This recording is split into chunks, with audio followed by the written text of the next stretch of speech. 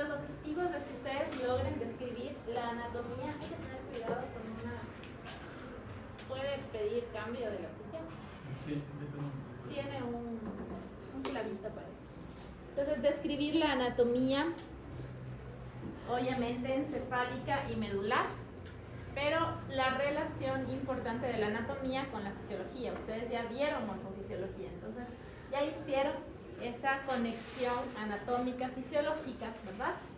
¿Y quién me dice cómo se divide el sistema nervioso? Central, periférico y... ¿qué dice ahí? Autónomo, el vegetativo, ¿verdad?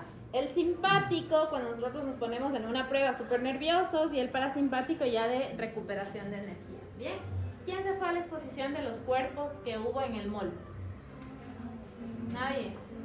Sí se fueron. Ya en la parte final estaba neuro y había una pancarta bastante grande con parasimpático y simpático, y eso es lo que después estudiaron, ¿no? Y de ahí, obviamente, explicar a breve rasgo la circulación cerebral, tanto arterial como venosa, la del líquido cefalorraquídeo, que pasa a través de ¿quiénes? ¿Por dónde pasa el líquido cefalorraquídeo? Por los ventrículos, ¿verdad? Y por el espacio subaracnoideo, y también la parte de la circulación, que es importante. ¿Ya? Entonces aquí tenemos ustedes, ya lo dijeron muy bien, que forma parte del sistema nervioso central, encéfalo y médula espinal, y de los periféricos, nervios raquídeos, nervios craneales, ¿verdad? Que ustedes los van a pintar, y con sus ganglios. ¿Y quiénes más? Los plexos. Muy bien, acuérdense que tenemos plexo braquial y plexo plural. De ahí sigue entonces la clasificación del autónomo o vegetativo, que son las funciones de supervivencia, ¿verdad? En donde eso va a ser de un control involuntario, ¿sí? Entonces ustedes no le dicen a su glándula salival que produzca más o menos, ¿verdad? ¿En qué caso se produce menos saliva? ¿En el simpático o en el parasimpático? Simpático. Estamos exponiendo y se nos queda la boca seca porque nos ponemos súper nerviosos, ¿verdad? Bien. Y van a tener vías aferentes. ¿Qué es la aferencia? La aferencia puede ser generalmente sensitiva, y en este caso de información también autónoma, en donde va a llevar la información, lleva el estímulo, ¿verdad? Y la eferencia entonces es la respuesta a ese estímulo que me llegó. ¿Bien? Y de ahí tenemos también lo que habíamos hablado, que en cualquier situación de emergencia se active el simpático. Entonces, el grupo número 1 nos va a traer... ¿Cómo habíamos quedado, chicos? Yo les daba el lunes las clases y hoy son las exposiciones, ¿verdad? Sí.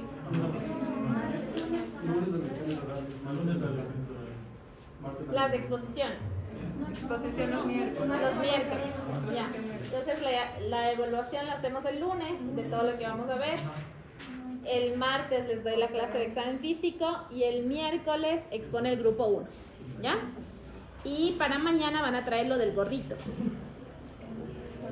Eso dijo que me iba a revisar la próxima semana. No tengo mañana clases con ustedes. Sí. Pero solo una hora. Mañana es 1 hora. Y Y de ahí, a las 6 horas tenemos. Es que el lunes solo es Lunes es 1. Hoy es 2. Mañana es uno y La mascarilla, mi niño. 1, 2, 3.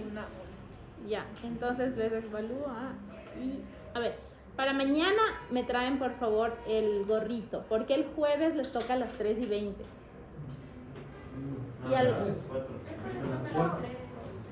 Y chicos, hay un día que les toca a las 3:20. Sí, el jueves. El jueves. Ese jueves yo no puedo venir.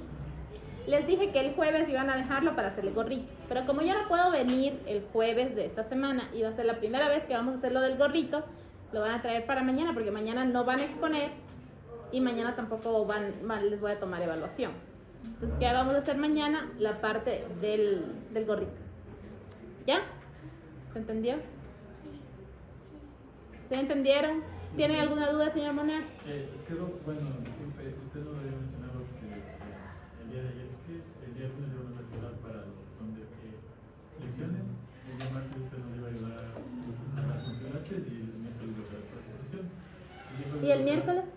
Para exposición. Exposición. Y el día jueves. Ya quieren exponer mañana. Mañana el grupo 1 expone. Y ¿Ya? usted nos había mencionado de que por ser esta semana íbamos a realizar el día de mañana lo que es Los grupos todos los grupos y, nos dio y el gorrito, tiempo, porque el entonces, jueves yo no voy a poder venir. Chicos, solo tienen que traer un modelo del gorrito y ya. Porque de todas maneras, si ustedes quieren hacer el gorrito el jueves, yo no voy a poder estar. Y la idea es que mañana ustedes me traigan los moldes, por lo menos, no tienen que traer la tela ni nada, pero sí el molde para revisar conmigo y quedar qué es lo que vamos a hacer. Eso es lo que quiero que traigan. Mañana no hay evaluación, mañana no hay exposición, no hay nada. Solo me van a traer, mire, yo del internet me bajé este modelo para hacer este cerebro en un gorro. ¿Le parece bien? No, y vemos ahí lo que hay que hacer. ¿Ya? Y el jueves, entonces sí traen la tela, las cosas y empiezan a hacer, porque entre esta semana y la otra el gorrito tiene que quedar listo. ¿Ya? Entonces el grupo 1 que va a exponer el miércoles, ¿verdad? Sí. En una hora me va a traer un cuadrito que tenga las diferencias entre el simpático y el parasimpático. Anótenlo todo porque no sabemos qué grupos van a ser. Y a pesar de que el grupo es el que va a exponer, todos tienen que estudiar porque les voy a preguntar también. ¿Ya? Entonces, obviamente, va más al grupo, pero puede ser que lance alguna pregunta al grupo, o sea, a los del auditorio, y tengan que responder. ¿Ya? Pero además, hay videos en situaciones muy típicas, por ejemplo, cuando le van a arrollar a un paciente, a una persona, de la activación del simpático y después del parasimpático. Entonces me van a traer, a más del gráfico, del cuadradito, me van a traer un video de cuándo se activa el simpático, en qué ocasión y cuándo se activa el parasimpático. No tienen que ser ustedes, lo bajan de YouTube o algún canal que tenga obviamente correlación con lo que van a estudiar. Ya saben que muchas de las veces en pandemia nosotros mismos subíamos los trabajos a YouTube, y pueden existir errores. Por tanto, tienen que revisar el trabajo el video que van a traer. ¿Sí? Que esté acorde con el grafiquito y con lo que leyeron ustedes de la diferencia entre parasimpático y simpático. ¿Bien? Entonces, ustedes se acuerdan de la sustancia gris y de la sustancia blanca, ¿verdad? ¿Qué pasa en la sustancia gris? Ahí están las neuronas, ¿verdad? ¿Y qué es lo que pasa? Ahí se van a generar o ejecutar todas las funciones superiores, que les decía ayer que antes decíamos funciones corticales superiores, y ya es solo función superior o funciones mentales superiores. ¿Bien? ¿Qué parte de las neuronas van a formar parte de la sustancia gris? El núcleo, ¿verdad? Ya las patitas, que eran, ¿cómo se llamaban las patitas?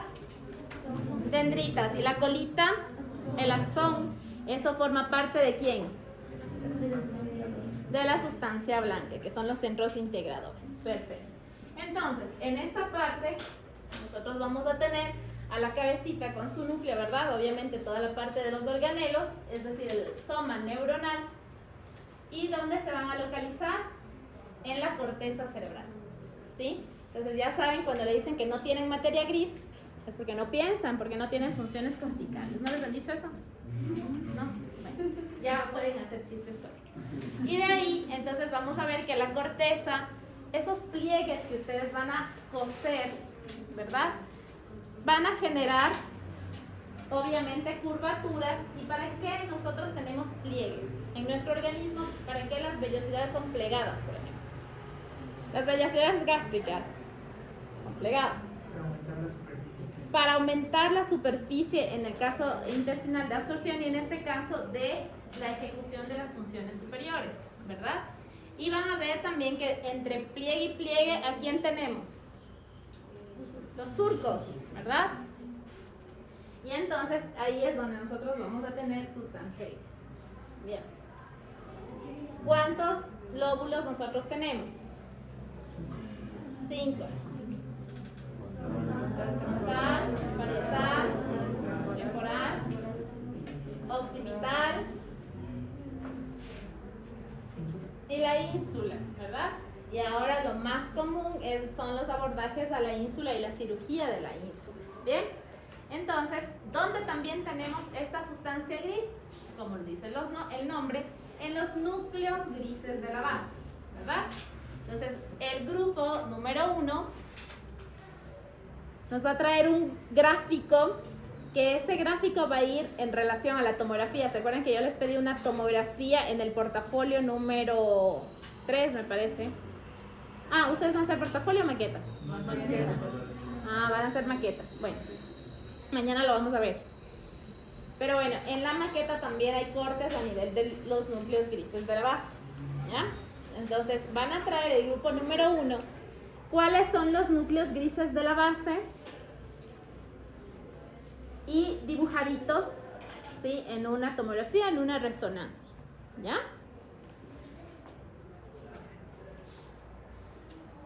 Bien, y ahí los tenemos, ¿no? Entonces tienen que hablarme de los núcleos grises de la base, ¿sí? Los nombres, ¿sí? Y cómo vienen, por ejemplo, el núcleo lentiforme, que está formado por el putamen, globo pálido lateral y el mediano, ¿ya? Entonces eso es lo que tienen que hacer. En la parte anatómica pueden hacer la mitad anatómica y la mitad de resonancia. Los núcleos donde mejor se ven son en la resonancia, en la tomografía no se van a ver. Entonces traigan una mitad de corte de resonancia y una mitad de corte anatómico, como está ahí, para que puedan explicar. Entonces ya habíamos quedado que las dendritas y el axón formaban parte de la sustancia blanca, y esta sustancia blanca, ¿qué va a formar? Va a formar la corona radiada. ¿Se acuerdan de la corona radiada? Que lo que hacía era llevar toda la información de la corteza, ¿verdad? Y pasaba ¿por dónde? Entre los núcleos, por la parte del centro semioval, y llegaba ¿a dónde? Al tallo, ¿ya? Entonces toda la información va desde la corteza hasta el tallo, ¿ya? Y obviamente, como dice ahí, pasa entre los núcleos grises de la base. Aquí vemos el núcleo gris y aquí vemos blanco, ¿verdad? Entonces atraviesa entre los núcleos. ¿Bien? Y ahí vemos la corona radiada, cómo llega toda la información, pasa por la parte de los centros semiovales hasta el tallo encefálico. ¿Bien? En la médula, esta disposición de la sustancia gris y sustancia blanca se invierte. ¿Por qué? Porque si decimos que en el cerebro la corteza, que es la de más afuera, es la gris, en la médula, ¿qué pasa? Es adentro, es la famosa H, ¿se acuerdan? Y poníamos la H y poníamos un puntito en la mitad. ¿Qué era este puntito en la mitad?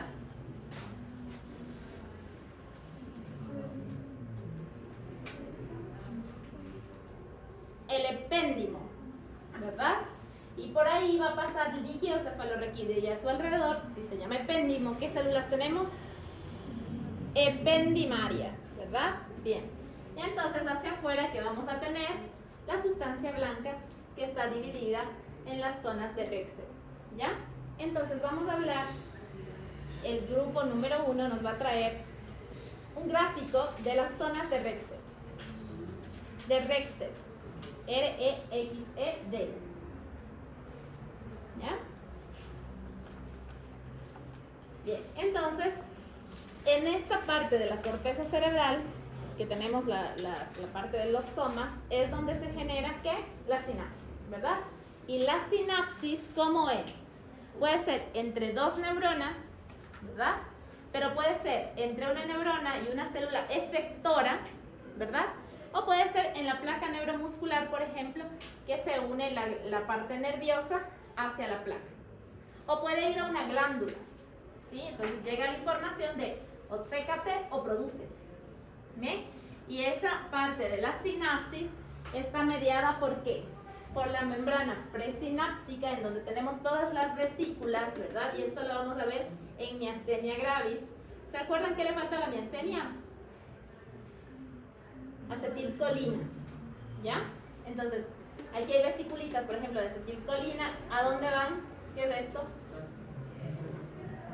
O la hendidura sináptica, ¿verdad? Y de ahí tenemos que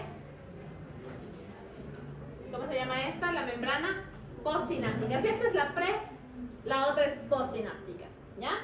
Y entonces recibe y dice, ah, tengo que contraerme. Entonces va el músculo y se contrae. Recibí acetilcolina, tengo que contraer, ¿ya? Y se empiezan a despolarizar las haces de las fibras musculares. Entonces, obviamente, en esta parte es, de forma resumida, cómo se va a producir la sinapsis en nuestro organismo, que está mediada por neurotransmisores, tanto excitatorios como inhibitorios, ¿verdad? Y eso lo vamos a ver mucho en el Parkinson, por ejemplo, que se activa también la neocorteza, se activan los núcleos rojos, ¿sí? Y la pars compacta de la sustancia gris. Entonces, en la corteza cerebral se va a dividir anatómicamente en los lóbulos que ustedes me dijeron, pero se va a dividir también de una forma funcional, ¿ya? Y esa forma funcional es la que nos importa a nosotros. Y entonces el grupo, a ver, los 3 dibujitos que yo les dije, y el video es súper rápido, ¿no? Simpático, parasimpático, me traen el video y después vemos lo de los núcleos grises de la base y de qué más les mandé y las zonas de Rex. Pero es solo traer, chicos, solo me traen los núcleos, estos son los núcleos lenticulares, los mencionan, pasan a las zonas de Rex, hay tantas, tenemos estas, y esos son 10 minutos. Porque la parte de la exposición que necesito que todos sepan son los síndromes lobares.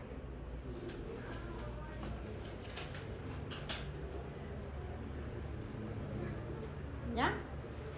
Y los síndromes lobares obviamente que están en relación con la anatomía, pero también con la función, ¿sí? Y quiero que me traigan del lado dominante y del lado no dominante, porque no es lo mismo un frontal o un parietal dominante que un no dominante. Las funciones no son las mismas, ¿ya? Y también quiero que desde hoy aprendan que no siempre el izquierdo es dominante. Muchos libros dicen el izquierdo y le hacen referencia al dominante, pero ya ayer vimos que hay un 15% de pacientes que pueden ser diestros y tener dominancia derecha, ¿verdad? Entonces, desde hoy, ustedes como tienen que hablar en la parte neurológica, es la dominancia. Dominancia izquierda o dominancia derecha, ¿ya? Bien. Entonces, van a traer todos los síndromes, ¿sí? Fíjense que no les mando a exponer ni síndromes de tallo, ni síndromes medulares. Entonces solo van a traerme los síndromes lobares, del lóbulo frontal, del temporal, del occipital, del parietal, de la ínsula, y van a traerme del cerebelo. Del cerebelo hay que hacer 2 distinciones, el síndrome vermiano y el síndrome cerebeloso, ¿ya?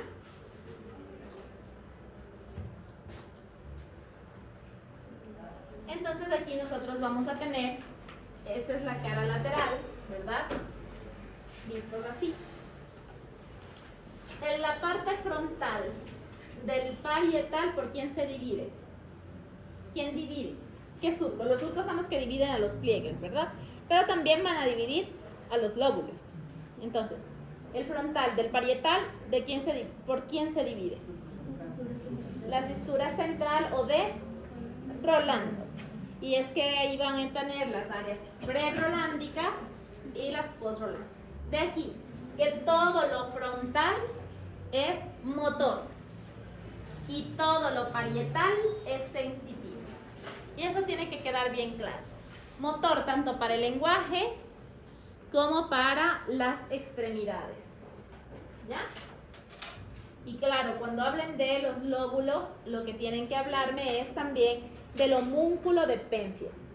Entonces, en la parte del síndrome motor frontal, lo que me van a traer es el homúnculo de Penfield, motor. Y en el parietal, en la parte sensitiva, me van a traer el homúnculo de Penfield sensitivo, ¿ya? Que nada más que es la distribución de nuestro cuerpo en el giro. En el giro precentral o prerolándico, frontal, y en el postcentral o postrolándico, ¿verdad? Parietal. Ahora, el frontal del parietal se divide del temporal, ¿por quién? Cisura de Silvio o cisura lateral. ¿Ya, verdad? Esta era la central y esta es la lateral. Y este valle silviano que nosotros lo conocemos, la parte quirúrgica somos los que utilizamos muchísimo, especialmente cuando vamos a clipar aneurismas. Este va a ser el valle que nosotros vamos a abrir de distal a medial para acceder al polígono de Willis y clipar. ¿Ya? Entonces, al que le guste de la parte neuroquirúrgica, por ahí van a entrar a muchos abordajes. Y después, el parietal del occipital se divide ¿por quién? Por la cisura, está por aquí chiquitita, parieto occipital, ¿ya? Entonces ustedes lo que van a revisar hoy de anatomía y que lo que les voy a preguntar la próxima clase son cuántos giros tenemos, cuántos ascendentes, cuántos transversos, qué zona, cómo se llaman estos giros de aquí. Entonces les voy a poner el dibujo y le puedo decir, señáleme el giro frontal ascendente, ¿ya? El temporal medio, el temporal superior. Hacia la parte parieto occipital, en esta cara no tenemos tantos detalles anatómicos, se estudian del Netter. Este es un gráfico de Netter, ¿ya? ¿Qué corte es este? Así. ¿Y aquí qué tenemos? ¿Qué seno tenemos aquí? ¿Cómo se llama? Seno venoso. Seno sagital superior. Por tanto, este es un corte sagital, ¿verdad? Por la mitad. Aquí vamos a tener igual, van a estudiarse todos estos giros, ¿cómo se llaman? ¿Verdad? Este es importantísimo, que es el giro cingulado, que este es el que se hernia cuando nosotros tenemos tumores, cuando tenemos la parte de algún coágulo, algún hematoma, y se hernia debajo de la hoz del cerebro. Entonces, cuando veamos hernias cerebrales, cuando veamos coma, hoy les voy a mandar el sílabo, ahorita me olvidé. Ustedes van a ver que hablamos de una hernia cingulada, y hay veces que no se acuerdan de esta primera clase, de este cíngulo que este va a ser el que se hernia debajo de la hoz. ¿Sí? La hoz está aquí, entonces se hernia hacia el otro lado. ¿Bien? Aquí vamos a tener entonces el lobulillo paracentral y la cisura que no se veía bien en la otra cara, aquí se delimita bien y forma la precuña y la cuña. Entonces, ¿cuál sería la cisura? Parieto occipital, la que no se veía en el otro lado y aquí se ve perfecta, ¿verdad? Precuña y cuña, y este que tenemos aquí, ¿qué es? Donde nosotros vemos, allá se integra.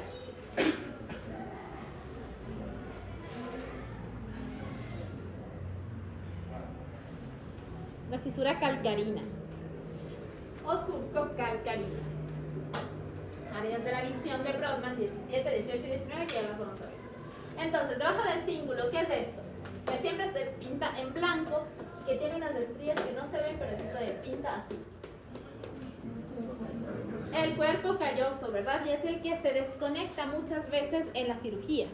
Cuando nosotros hacemos una callosotomía en epilepsia, le cortamos eso y desaferentamos un hemisferio del otro y disminuimos las crisis, ¿ya? Entonces, debajo de aquí, ¿qué tenemos? Si está en línea media, ¿qué me divide un ventrículo del otro? El septum. ¿Se acuerdan del septum pellucidum? ¿Verdad? Bien, y entonces obviamente tenemos cuernos anteriores. Aquí, la cabecita de pollo. Fíjense que tenemos una cabecita con un piquito. Entonces, la cabecita del pollo, ¿qué era? Con un ojito. Tercer ventrículo. La cabeza de pollo, tercer ventrículo, y el ojo. ¿Qué es el ojo? La adhesión intertalámica. Entonces, cuando veamos los núcleos grises de la base, vamos a ver el tálamo, y ya se van a ver que tenemos un tálamo derecho, un tálamo izquierdo, y se une ¿por qué? Por esta estructura que es la adhesión intertalámica. Entonces, si ustedes sacan solo el tercer ventrículo en 3D, obviamente van a tener el huequito por donde pasa la unión de los dos tálamos. Fíjense que los ventrículos no son más que cavidades que dejan las estructuras cerebrales, no son globitos. Hay veces que nosotros, cuando estamos estudiando medicina o anatomía, no identificamos bien qué es un ventrículo, ¿no? Entonces vamos a la pieza anatómica y vemos que se quedó un huequito. Ese es el ventrículo, ¿ya? Y todos los ventrículos tienen revestimiento ependimal, ¿ya? Y por eso es que los recién nacidos tienen tan inmaduro, los pretérminos, tienen tan inmaduro las células ependimarias que sangran y hacen hemorragias intraventriculares. Los recién nacidos pretérmino, ¿ya? Entonces, el tercer ventrículo se comunica ¿con quién? Con el cuarto ventrículo, ¿a través de quién? De acueducto de Silvio o mesencefálico. Y se llama mesencefálico porque esta estructura del tallo, ¿cuál es? El mesencéfalo. Entonces el tallo encefálico va a estar formado por el mesencéfalo, esta barriguita, el puente. ¿Y por qué se llama puente? Que une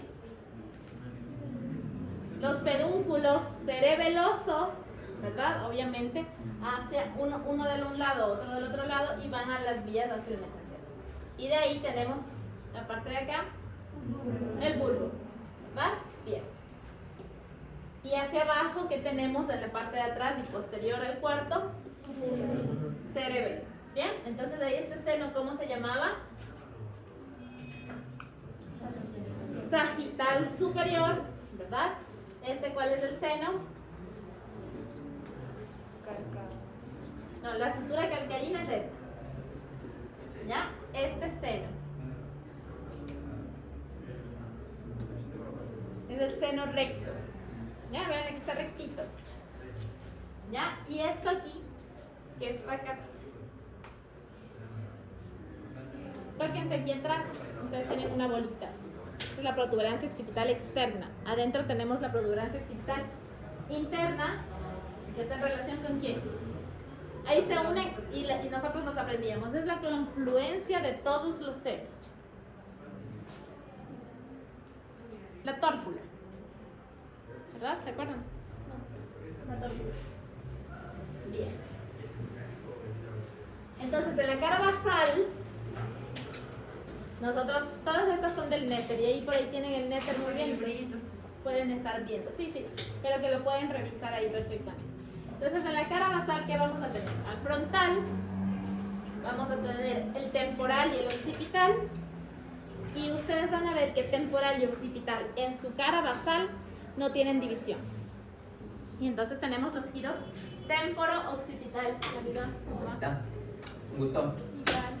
¿Ya? Ahora, en la cara basal, que me interesa que ustedes sepan, es que nosotros tenemos un giro, ¿cómo se llama? Que está rectito igual que del otro. Recto. Y aquí, este surco, aquí ¿quién está cortado? El nervio olfatorio. ¿Ya? Por tanto, es el surco del nervio olfatorio o el surco olfatorio. ¿Ya? Van a leer meningiomas del surco olfatorio.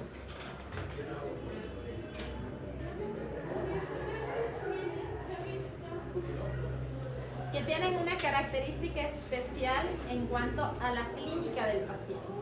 ¿Ya? Entonces me van a decir qué clínica tiene el meningioma olfatorio.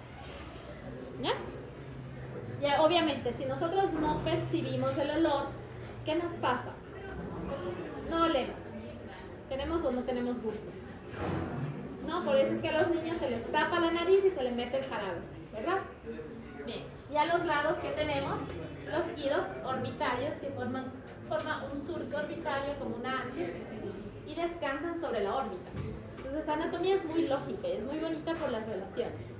O sea que es un poco de memoria, pero de ahí se aprende súper fácil. Entonces, ¿qué tenemos acá? Que es muy importante, y esta es la segunda hernia que ustedes van a ver cuando veamos coma, y se van a acordar de esta estructura. ¿Cómo se llama este ganchito? El uncus.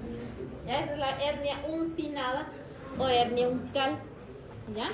Entonces tenemos los giros temporales, ¿verdad?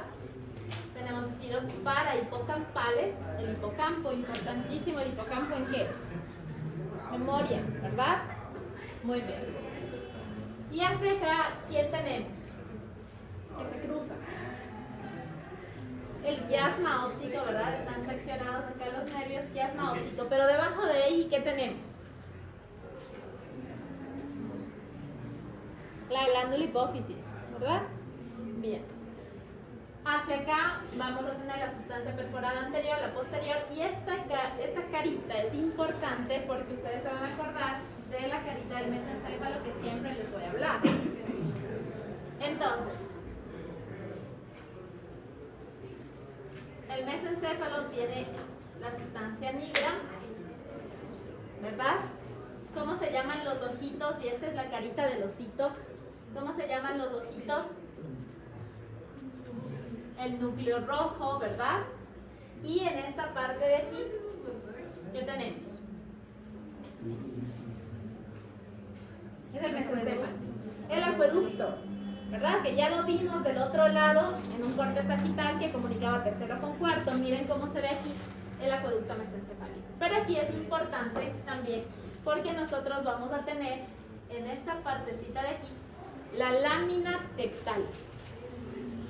Ya que la lámina tectal, cuando se comprime por una hidrocefalia, es cuando el paciente tiene el famoso parinó, ¿verdad? Entonces, el paciente no puede mirar hacia arriba. Los niños generalmente, ustedes le levantan los párpados, le dicen mire hacia arriba y el niño hace esto.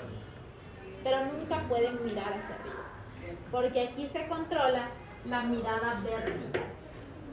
¿Y por qué es importante que conozcan esto?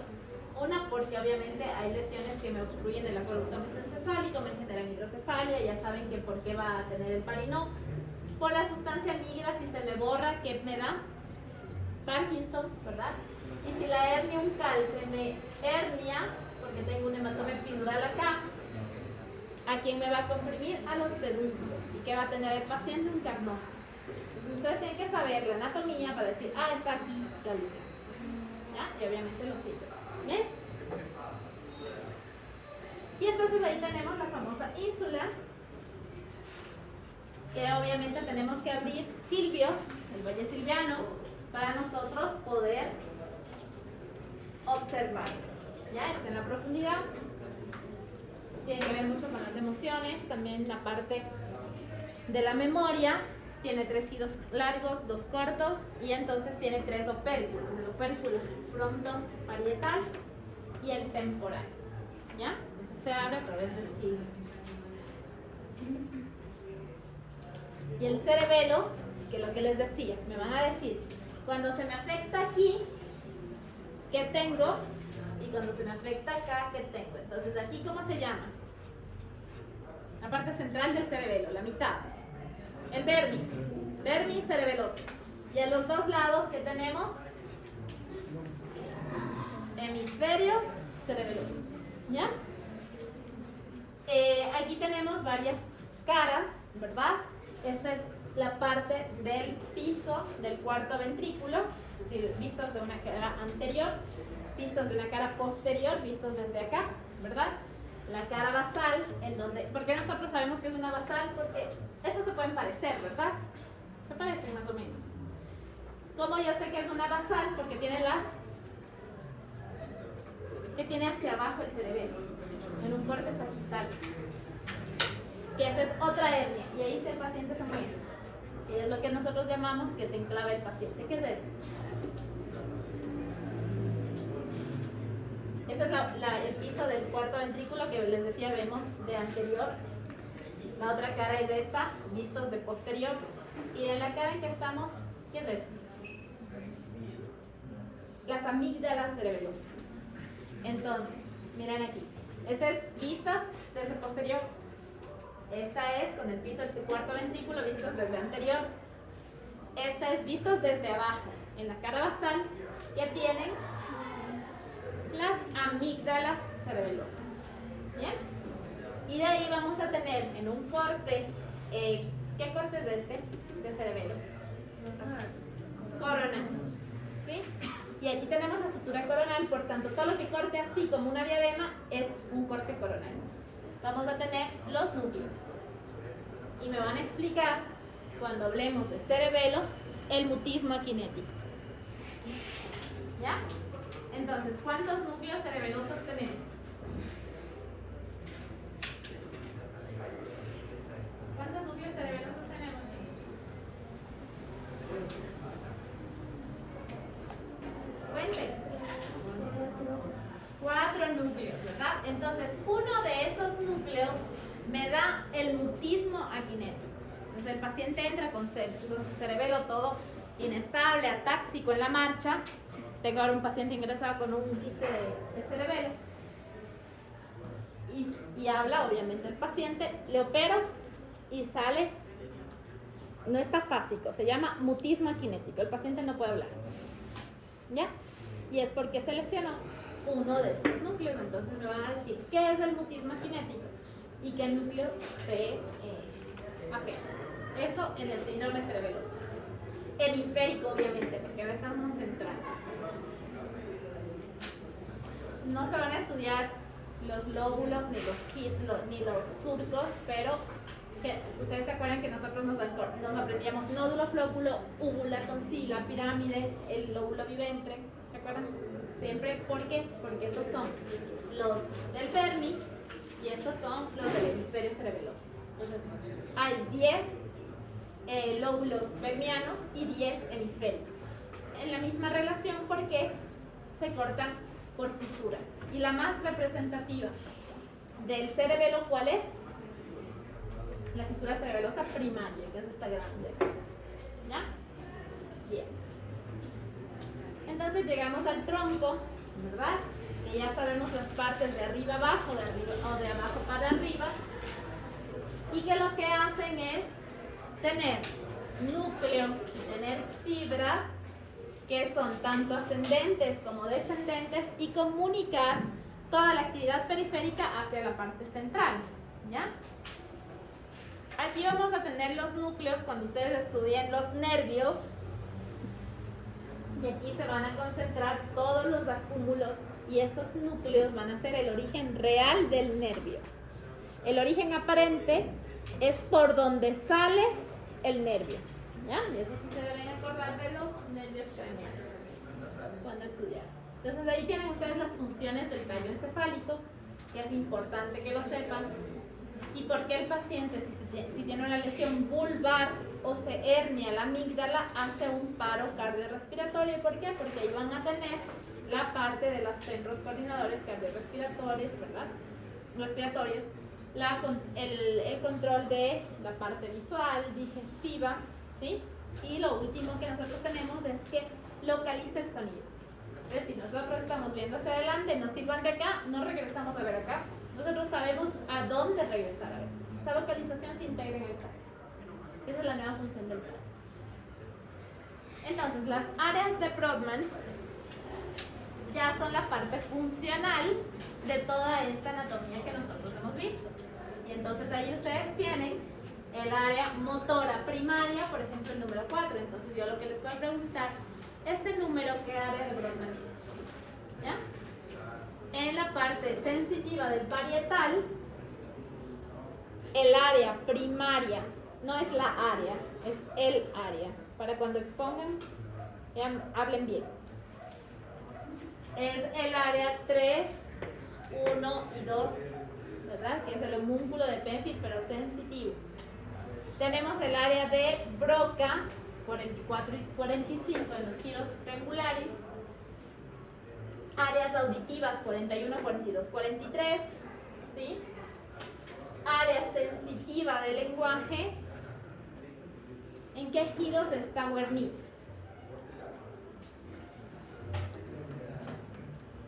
Sí, es 22, 39 y 40. Ese es el área.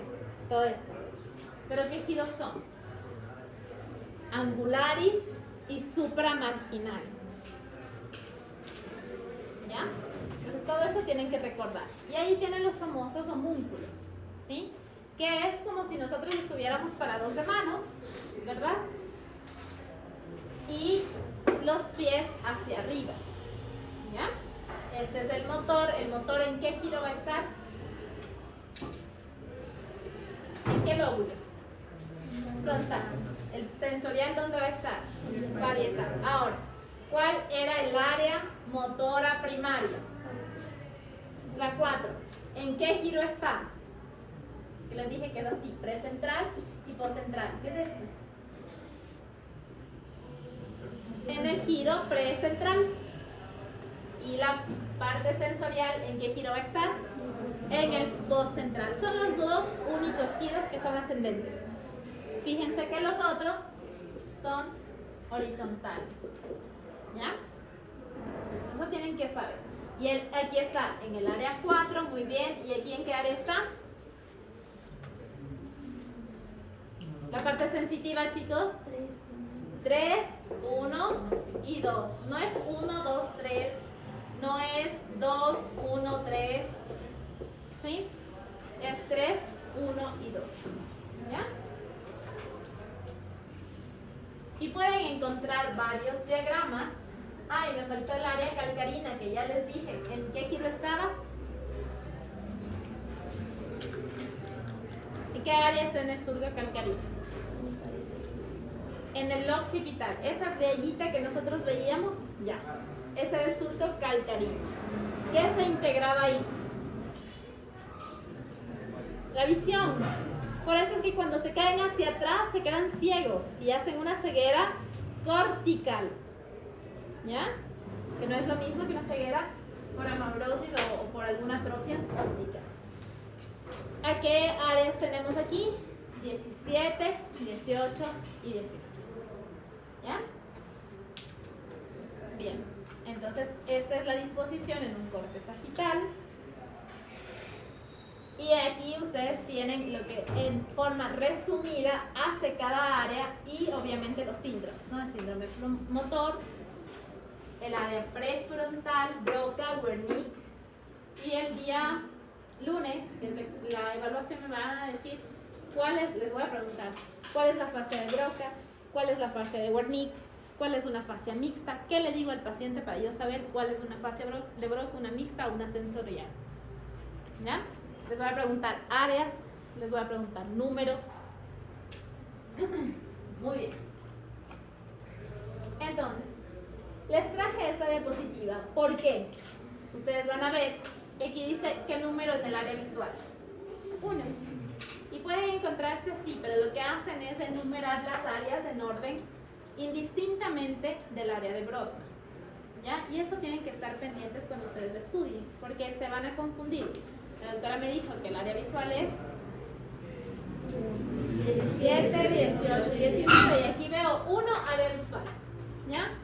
Entonces yo tengo que saber cuál es el número específico del área de Brodmann, porque puedo encontrar estas gráficas que lo único que hacen es enumerar y no tienen ninguna relación los números con las áreas. ¿Ya? Bien. Vamos a las meninges.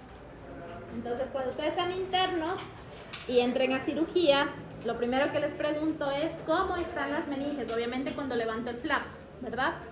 Levantamos, hacemos la craniotomía, hacemos los huequitos, pasamos el cráneo, tomo la sierra y ¿qué vemos? La dura madre, perfecto. Debajo de la dura madre, ¿quién está? Aracnoides, y debajo de la aracnoides, la vía madre, ¿verdad? La dura madre tiene 2 hojas, ya las vamos a ver, lo más dura. La aracnoides tiene forma de patitas de araña, ¿verdad? Y por eso es que en anatomía, seguramente los anatomistas antiguos vieron pasar una arañita por ahí, estaban estudiando, se parece, pongamos de aracnoides. Eso era así antes, ¿no? Y vía madre es lo más delgadito y suave que puede tener la parte cerebral como recubrimiento, ¿ya? Ahora, ya saben las meninges, que las saben muy bien, les felicito. Arriba del hueso nosotros tenemos los tejidos epicraneales, ¿verdad? Y ustedes cuando estén de internos van a suturar de la parte de, ya cuando del turno, cuando les toque, a muchos borrachitos. ¿A quién le dejan en la noche suturando? Al interno. Que llegan full borrachitos que se cayeron o les dieron con la botella, ¿verdad? Y ustedes van a suturar los famosos scalpes. Y deben haber escuchado, ¿no? Entonces, un scalp es un acróstico en inglés, ¿ya? Que lo que genera es una lesión y una pérdida de continuidad en los tejidos epicraneales hasta el periósteo. Pero deriva de sus abreviaturas en inglés, la mascarilla está arriba. La S, ¿qué quiere decir? ¿Cómo decimos piel en inglés? Sí. Que le tapen las fosas nasales. Eso, muy bien. La C, ¿cómo decimos tejido celular subcutáneo en inglés?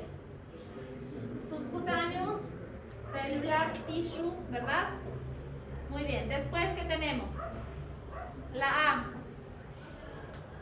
Adiposo. ¿Cómo es? Adiposo tissue, ¿verdad? Después de esa, ¿qué tenemos? Que la A también habla de la parte aponeurótica, ¿sí? O la galea aponeurótica. Y esta galea aponeurótica va a estar en relación, pónganse los deditos aquí y háganse hacia adelante y hacia atrás. Se mueve, ¿verdad? Ese movimiento es dado por la galea aponeurótica, que está uniendo al músculo frontal con el músculo occipital. Entonces, toda esta parte de aquí no tenemos músculo, tenemos galea. El chichón, ¿cómo se llama técnicamente? Subgaleal. Por tanto, ¿dónde va a estar la sangre? Aquí, debajo de la galea aponeurótica. Después viene la L. ¿Qué es la L? Tejido laxo, areolar laxo, ¿verdad? Y entonces ahí ustedes tienen después el pericráneo, ¿ya? Que es el periósteo, ¿ya? Y este es el famoso escápulo. Entonces, la herida llega hasta el hueso y rompe el periósteo, ¿ya? Y esta parte, ustedes pueden incluso meter a veces la mano, ¿sí?, en una herida. ¿Por qué? Por este tejido, el tejido areolar laxo. Y de hecho, la parte quirúrgica, cuando nosotros hacemos las debridaciones, nos vamos por ahí. Y si es una emergencia, ustedes van a ver que cogemos una gasa y hacemos esto. Y el cuero cabelludo se desprende totalmente, ¿ya? Entonces, es por la característica laxa de este tejido. Bien, entonces, ¿esta qué es? Ya le abrí la parte del hueso. Imaginemos los que hicimos una craniectomía descompresiva, sacamos el flap. ¿Y a quién tenemos? La dura madre, ¿verdad? Bien. Entonces cortamos la dura madre y la dura madre va a tener 2 hojas, ¿verdad? Y es doble por eso, ¿ya? Entonces, si yo necesito hacer reparaciones durales, muchas de las veces, ahora ya tenemos plastias durales de tejidos bovinos sintéticos que solo colocamos, pero pueden separar las 2 hojas y hacer como un libro abierto, una técnica de libro abierto, y ya se cubre el defecto dural. Ahora, ¿quién irriga a la dura madre? Arteria. ¿Qué es la dura madre? Es una meninge. Entonces, ¿qué arteria le va a irrigar? La meningia media, ¿verdad? Van a leer sobre la arteria meningia media porque les va a acompañar hasta traumatismo craneoencefálico.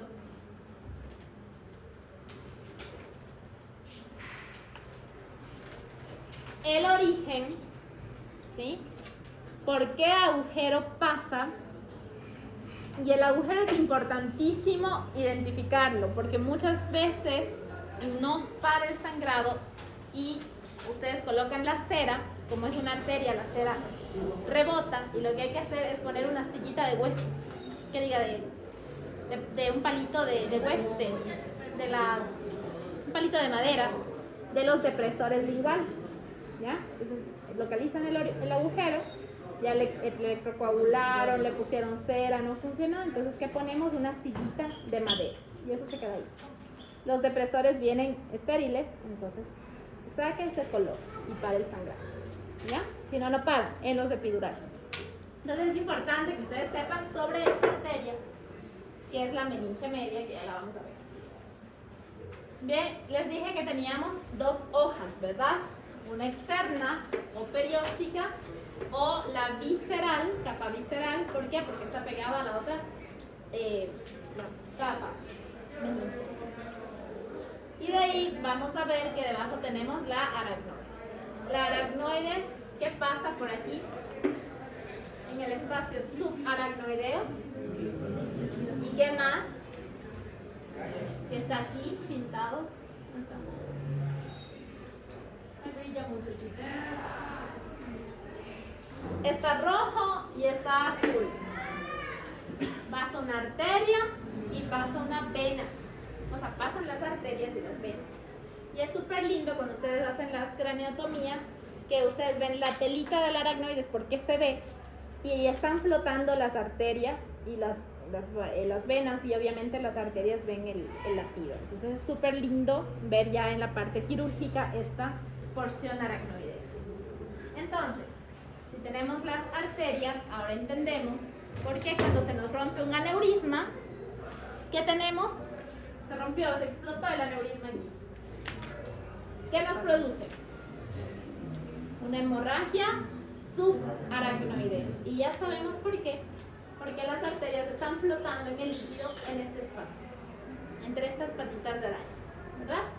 Pero ¿qué es importante del aracnoides? Además de que lleva el líquido cefalorraquídeo, tiene la parte arterial y venosa. ¿Qué forma esto? ¿Qué es esto? Que parecen unas brócolis o coliflores. ¿No les gusta? Complica la palabra. Las granulaciones aracnoideas o de Paccioni, importantísimas para el drenaje del líquido cefalorraquídeo al centro. ¿Ya? Entonces, la dura madre va a generar repliegues durales. Y estos repliegues durales son la hoz del cerebro. ¿Quién se herniaba debajo de la hoz?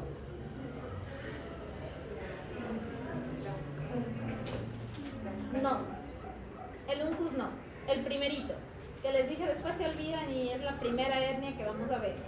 Y lo vimos en un corte sagital, arriba del cuerpo calloso, el cíngulo, el giro cingulado, ¿verdad? Este es el que se va a ir debajo de la hoz hacia el otro lado. Bien, y también tenemos la tienda del cerebelo, ¿verdad? Que esta tienda es la que nos divide el espacio supratentorial del infratentorial. O sea, este es el tentorio, la tienda, tentorio, ¿verdad? Pero que ustedes ven que este tentorio no cierra completamente. Tiene un borde abierto, ¿verdad? ¿Quién pasa por el borde libre del tentorio? ¿Qué nervio? El cuarto. ¿Ya? Pero que aquí es importante. ¿Qué estructura teníamos aquí? Que era como un ganchito en la parte medial del temporal, que es la otra hernia. El uncus. Entonces el uncus se va a herniar a través del tentorio y va a comprimir ¿a quién? Al mesencéfalo, ¿verdad? Al pedúnculo cerebral. ¿Ya? Entonces ahí ustedes ven la irrigación de la meningia media y aquí la ven, ya la vamos a ver, viene de carótida externa, sí, no de carótida interna, de carótida externa. Me van a decir, les voy a preguntar, orificio de entrada de la arteria meningia media y sus ramas, ¿no?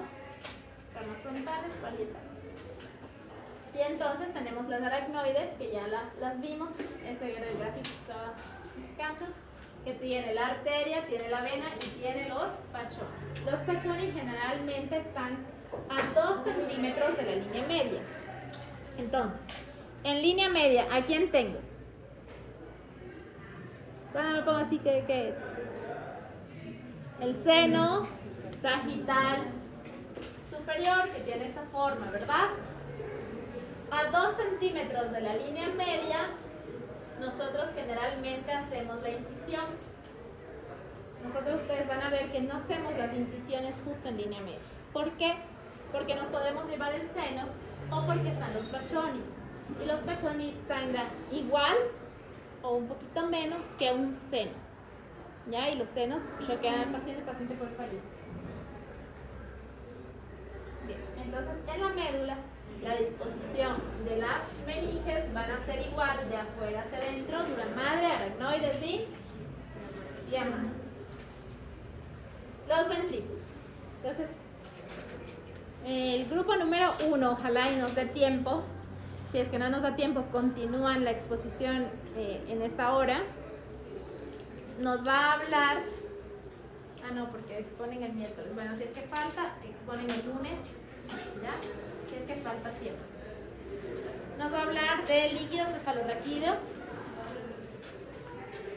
Solo necesito que me traigan velocidad de producción por minuto, por hora, en 24 horas, cuál es la constante de volumen y dónde se produce y dónde se absorbe. Porque la circulación ya la vamos a ver hoy. Solo me dice, se produce en tal lugar, se reabsorbe en tal lugar y se drena por tal lugar. ¿Ya? Entonces, el líquido cefalorraquídeo es el líquido más filtrado de nuestro organismo, ¿verdad? Que tiene funciones de protección, especialmente de amortiguación para los traumatismos, pero también tiene funciones importantes entre la pineal y la hipófisis, entre la eliminación de metabolitos, tiene funciones inmunológicas, ¿ya? Pero también de nutrición, ¿ya? Fíjense que el líquido, ustedes obviamente cuando entran a una piscina pesamos menos que afuera de la piscina, ¿verdad? Por los efectos del agua. Ahora, al cerebro le pasa lo mismo. Si no tuviéramos líquido, estuviéramos soportando 1400 gramos arriba de nuestro cervical. El líquido hace que el encéfalo pese 45 gramos. Y eso es importante cómo funciona. Después de producido, va a recorrer, como ustedes dijeron, por los ventrículos, obviamente ventrículos laterales. Si tenemos dos ventrículos laterales que van a una única cavidad, ¿que es cuál? De los ventrículos laterales, ¿a dónde va? Tercer ventrículo, ¿verdad? ¿A través de quién? La cabecita de pollo, ¿verdad? ¿A través de quién? De Monroe. Por tanto, ¿cuántos Monroes hay? Son dos. Un derecho y un izquierdo. Hay un ventrículo lateral derecho y un ventrículo lateral izquierdo que van a una única cavidad. Por tanto, hay dos huequitos que llegan a uno. Del tercero al cuarto va por el acueducto mesencefálico, ¿verdad? Al cuarto ventrículo. Del cuarto ventrículo hacia las cisternas laterales van a través de qué agujeros? De Luschka, con L de lateral. Y hacia línea media con Magendie, con M de medial. Entonces hay un Magendie y hay dos Luschkas, ¿ya? Pero por aquí, la médula que tenía, que era el puntito de la H, el conducto ependimario, el epéndimo, entonces pasa por la médula al quinto ventrículo y después de las cisternas va por el espacio subaracnoideo, ¿verdad? ¿A dónde? ¿Por dónde se elimina? Va a las Paccioni. ¿Y los Paccioni en dónde estaban? ¿Dentro de quién? ¿De quién? Chicos, alto, que no les escucho. Los Paccioni estaban dentro de quién? Del seno sagital superior, que ya lo vieron acá. Entonces viene el líquido por aquí, pasó por las cisternas, viene el líquido por aquí, entra acá, ¿verdad? Al seno longitudinal superior y ahí por el drenaje venoso se elimina el líquido cefalorraquídeo. ¿Ya? Bien. Entonces, los ventrículos laterales tienen un cuerno anterior, que son los frontales. Los cuernos temporales tienen el atrio y tienen la parte occipital, porque también hay cuernos occipitales, ¿verdad? Esa es la circulación. La cisterna. Porque nosotros dijimos que por Luschka y Magendie pasan a las cisternas de la base. Hablar de cisternas es otra conferencia, son muchísimas y a través de las cisternas se realiza la cirugía vascular. Pero es importante que ustedes conozcan las cisternas perimesencefálicas, aquí, ¿verdad? Entonces, si aquí tengo los pedúnculos cerebrales, ¿a qué cisterna tengo aquí? Interpeduncular, que es esta de acá. Este es el mesencéfalo, ¿verdad? Hasta aquí. Aquí ya empieza el cuello, ¿verdad? Entonces, si aquí tengo los pedúnculos cerebrales, ahí está la cisterna interpeduncular. ¿Bien? Atrás, ¿qué les decía que tenemos? Este osito está pintado al revés. El osito, ¿verdad? Las orejitas, la interpeduncular, los ojitos, el canal ependimario. ¿Qué teníamos aquí? Lámina tectal o cuadrigeminal. Por tanto, atrás, aquí vamos a tener, esta es la lámina tectal o cuadrigeminal. ¿Qué cisterna tenemos? Cisterna cuadrigeminal. ¿Bien? Y a los lados tenemos las cisternas crurales, pues aquí. ¿Qué quiere decir crura? Pies, ¿verdad? Bueno, si usted tiene una hemiplegia, predominio crural, ¿qué está afectado? El miembro inferior. Entonces, si se llama crural, es porque aquí, ¿qué tenemos? ¿Qué eran las orejitas del osito? Pedúnculos cerebrales, ¿verdad?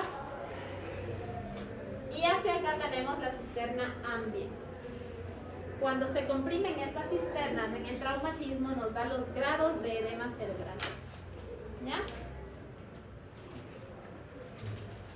Bien, entonces el líquido cefalorraquídeo se va a ir por la parte venosa.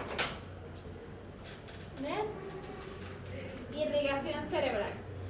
¿Cómo es la circulación del cerebro?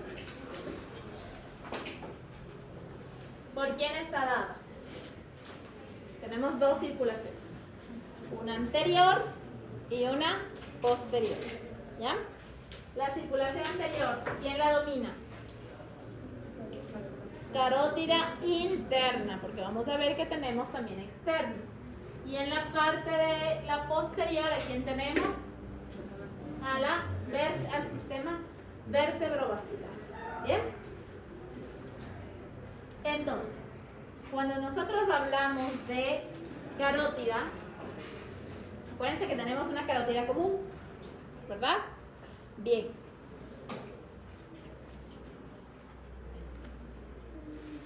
Ya, aquí estamos. Entonces, aquí está el corazón. Del corazón sale el callador, ¿verdad? Bien. Entonces, esta es la parte izquierda. Acuérdense que en las imágenes nuestra derecha siempre es la izquierda del paciente y esta es la derecha.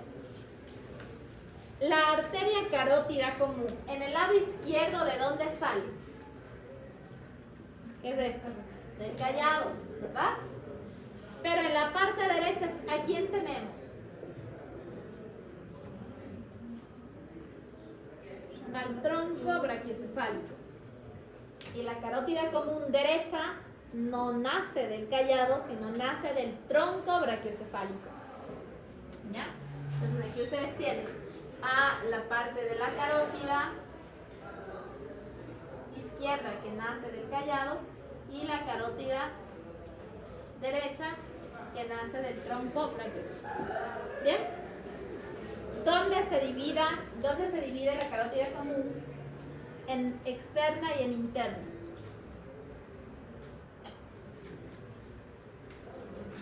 Ustedes de chiquitos jugaban a aplastarse aquí y se desmayaba el compañerito. Es que ya he tenido generaciones muy nobles. Bueno, lo típico de niños, nosotros nos aplastábamos, ¿verdad? Y caían como pollito. ¿Por qué? Porque ahí tenemos el bulbo, confiaba en que estas generaciones de ahí iban a ser, pero no, ya ni lo voy a preguntar porque ya todos no lo hacen. Este es el bulbo carotídeo. Ahí tenemos receptores de presión. Ustedes estimulan ahí, le baja la presión y hace un síncope. Por eso se desmayaban los compañeros, ¿verdad? Este está a nivel de C4, en la cervical, o del cartílago tiroideo, en la parte tiroidea. Y ahí es donde se va a dividir esta carótida común. ¿Ya? Bien. Ahora, ¿cómo yo diferencio, si van a ser cirujanos de cabeza y cuello, cómo diferencian cuál es la carótida externa de la carótida interna? Porque si le tienen que clipar a la carótida externa y se confunden por la interna, le van a dejar hemipléjico al paciente. Aquí lo tienen, Atrás. ¿Cómo diferente?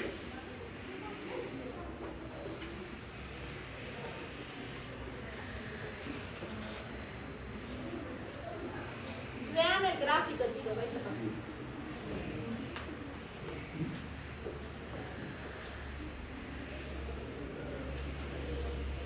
¿Cómo diferencia la carótida interna de la carótida externa?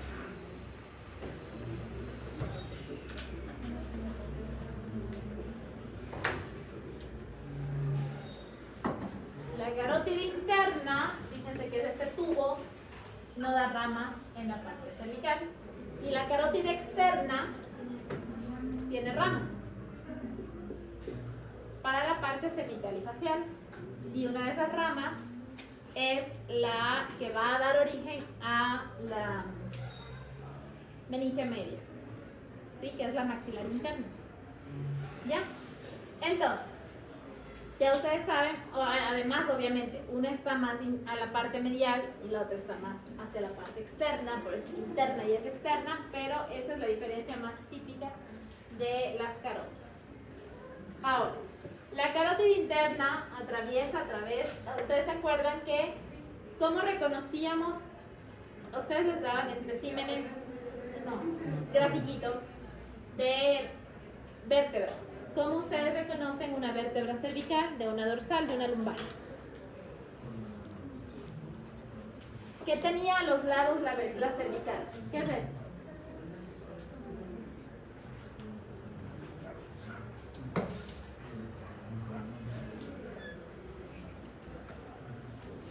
¿Qué es eso, chicos?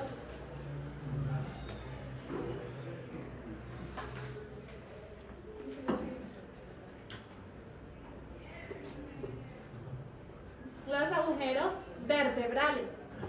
Y no es porque sea una vértebra, es porque pasa ¿quién? ¿Qué arteria? Vertebral, que es la parte posterior, la circulación posterior, ¿verdad? Muy bien.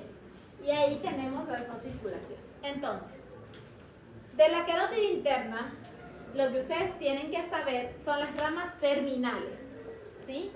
Entonces, ¿en qué se termina al final en el cerebro la arteria carótida interna? En la cerebral media y en la cerebral anterior.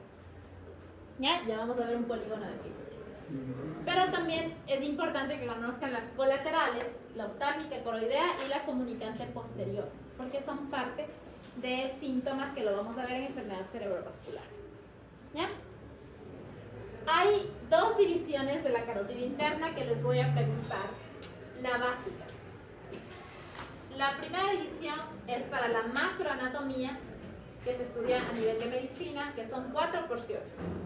Pero tienen que saber, los que vayan a hacer neurocirugía o neurología, que se divide en 7 porciones en relación con las colaterales. ¿Ya? Entonces, en la macroanatomía vamos a tener a la porción cervical, que la porción cervical no da ramas. Vamos a tener a la porción petrosa, a la porción cavernosa. Acuérdense que la arteria, y ese es el único lugar en donde tenemos un sifón venoso y atraviesa una parte arterial, que es el seno cavernoso. ¿Han escuchado el triángulo de la muerte? Que se aplastan una espinilla y se mueren. Es por eso. Porque todo el drenaje de esta zona triangular va al seno cavernoso. ¿Y por qué se mueren? Porque adentro del seno cavernoso está esta porción de la carótida interna. Ya sea una trombosis de la carótida interna y se muere. Y la porción cerebral. ¿Ya? Entonces en la microanatomía tenemos 7. Déjenme solo que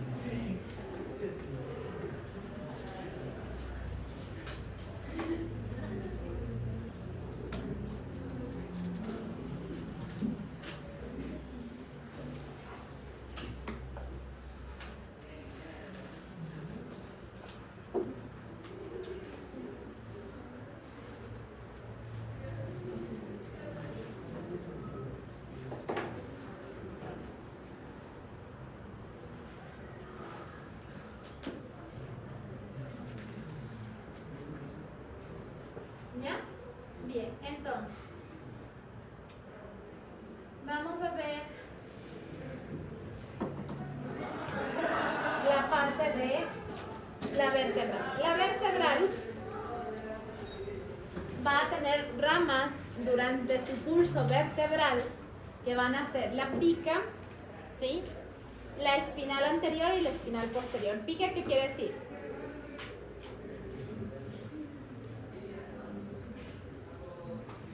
Posterior, por ahí van bien. Posterior inferior. Cerebrosa, ajá, está en inglés, ¿no? Posterior inferior cerebral artery, ¿verdad? Entonces, la pica va a cubrir el territorio posterior, ¿se acuerdan del cerebelo? E inferior, donde estaban las tonsilas del cerebelo, ¿ya?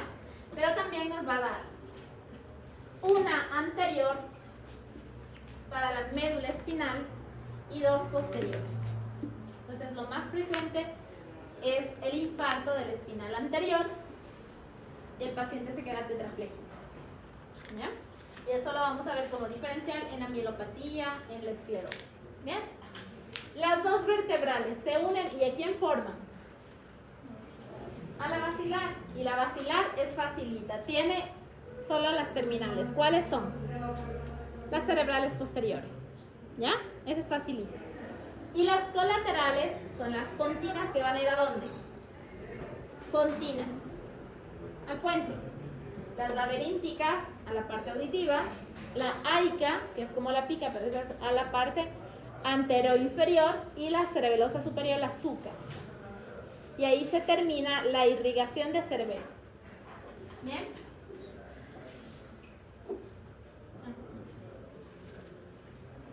Y se forma el polígono de Willis en la parte más central, ¿verdad? En la parte más basal del cerebro. Y vamos a tener a las... Esta es la carótida interna. ¿Cuáles eran las ramas terminales de la carótida interna? Cerebral anterior, cerebral media. Fíjense que la cerebral media se va para acá, sigue el mismo diámetro y el mismo flujo de la carótida interna, pero no forma parte del polígono de Willis. No cierra el círculo, porque ya se va para acá. La cerebral anterior con la otra cerebral anterior que forman, aquí tenemos segmento A1, segmento A2, que eso no tienen que saber, pero para que ustedes escuchen los segmentos que nosotros tenemos 4 segmentos de arteria anterior y 4 de cerebral media en la microanatomía. Cuando se unen las dos anteriores, ¿a qué me forman? Comunicante anterior, o sea, algo que me comunique las dos. Esto es muy inconstante. Puede haber cerebrales anteriores, ácigos, pueden haber 2, 3 comunicantes. Es donde más variantes anatómicas tenemos, normales, ¿ya? Hacia acá atrás, una de las colaterales de la carótida interna, circulación anterior, ¿cuál era? Comunicante posterior. Y aunque se llama comunicante posterior, es rama de la carótida interna y es parte del circuito anterior, ¿ya? Y de aquí para acá va a formar parte el circuito posterior, ¿ya? Entonces, ¿qué teníamos aquí? ¿Cuáles son las ramas terminales de la basilar? Cerebrales posteriores, ¿ya? Entonces ahí tenemos las cerebrales posteriores cerrando el polígono. La basilar no forma parte del polígono, la carótida interna no forma parte del polígono, ni la cerebral media, ¿ya? Entonces son cerebral anterior derecha-izquierda con comunicante, comunicante posterior derecha-izquierda, que muchas de las veces no están presentes, están agenésicas. Y se cierra directamente de la cerebral anterior a la cerebral posterior. Y de atrás, cerebrales posteriores. Dentro de la variante de la parte anatómica, ¿no? Entonces ahí vamos a tener los territorios de irrigación. Estos territorios se los tienen que aprender, si ya se los pueden aprender desde ahora, pero los vamos a ver en enfermedad cerebrovascular.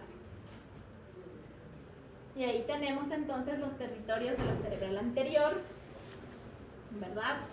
Que la cerebral anterior, ¿qué irrigaba? Aquí está. Miren, solo esto. ¿Sí? Solo esta partecita es la que va a irrigar la cerebral anterior. Por tanto, esto en la cara lateral. Pero si le cortamos sagital, miren todo el territorio sagital. Y ahí tenemos las arterias hacia la parte medial, ¿verdad? De la parte calloso marginal. ¿Ya? Entonces ahí ustedes tienen las arterias calloso marginal, las ramas frontales polares que forman parte del territorio de irrigación. La cerebral media, ¿hacia dónde va? Hacia los lados, ¿verdad? Se abre. Entonces va a tener este trayecto, ¿verdad? Pero además aquí es importante porque da unas lenticulares y las lenticuloestriadas que van al núcleo gris de la base lenticular. Por eso se llaman lenticulares. Entonces ustedes me van a exponer los núcleos grises de la base. Hay un núcleo lenticular, ¿verdad? ¿Cuál estaba en el lenticular? Putamen, globo pálido lateral y el mediano. Entonces el lenticular, por eso es que estas van a las lenticulares. ¿Ya? En relación para que se aprenda. Y entonces ahí tienen también toda la corteza temporal, parietal y frontal. Todo esto, todo lo rojo. De la cara lateral y en la cara medial solo temporopolar, solo el polo temporal. Y entonces tenemos a la cerebral posterior, que la cerebral posterior va a tener para la parte del esplenio del cuerpo calloso, ¿verdad? La parte dorsal y la rama calcarina. Y esto es importante, porque cuando nos da un infarto de la cerebral posterior, el paciente que va a tener una ceguera cortical. Porque aquí está el área, ¿cuál área? De la visión. De la visión. ¿Qué número? 17. Muy bien. ¿Ya? Entonces, el drenaje cerebral, vamos a tener dos drenajes. Un drenaje anterior y un drenaje posterior.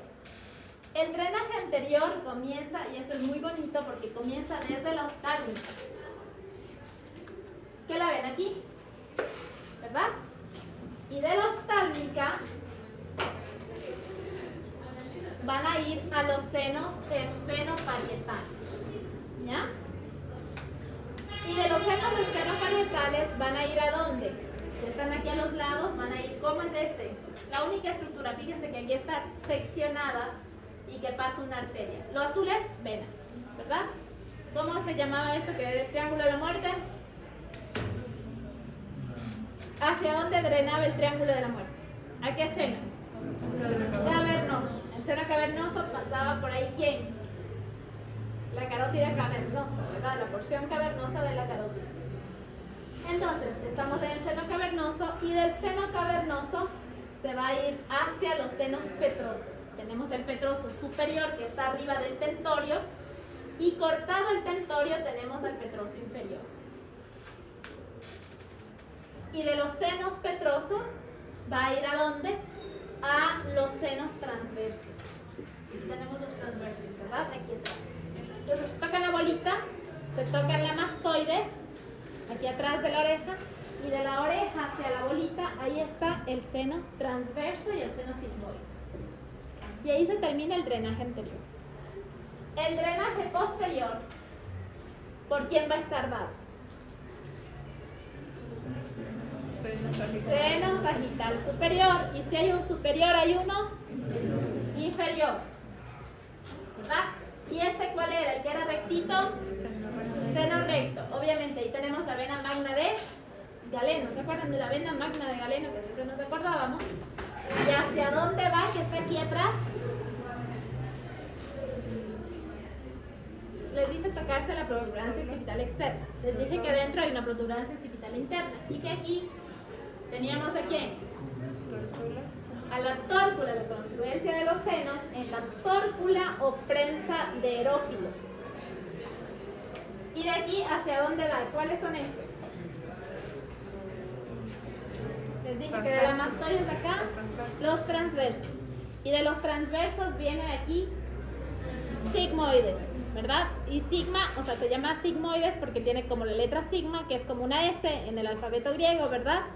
Y entonces va hacia dónde? A la yugular interna. ¿Ya? Entonces aquí tenemos la tórcula, senos transversos, sigmoides y esta viene a quién? La vena yuglarita. Y ahí se termina. ¿Ya? Y ahí se drenaba quién? Además de la sangre venosa, líquido cefalorraquídeo. Por eso es que el líquido cefalorraquídeo, una de las funciones era eliminar metabolitos del sistema nervioso a través de esto. ¿Ya? ¿Todo bien? ¿Todo claro? ¿Dudas? Es facilito. Sí, solo hay que acordarse, chicos. Ya, lean, estudien y evaluamos el día lunes. Tienen casi que una semana para estudiarse todo esto, que ya se lo saben. Ustedes se lo saben, ustedes ya, si están en séptimo, aprobaron primero. ¿Cómo aprobaron? No sé, pero aprobaron.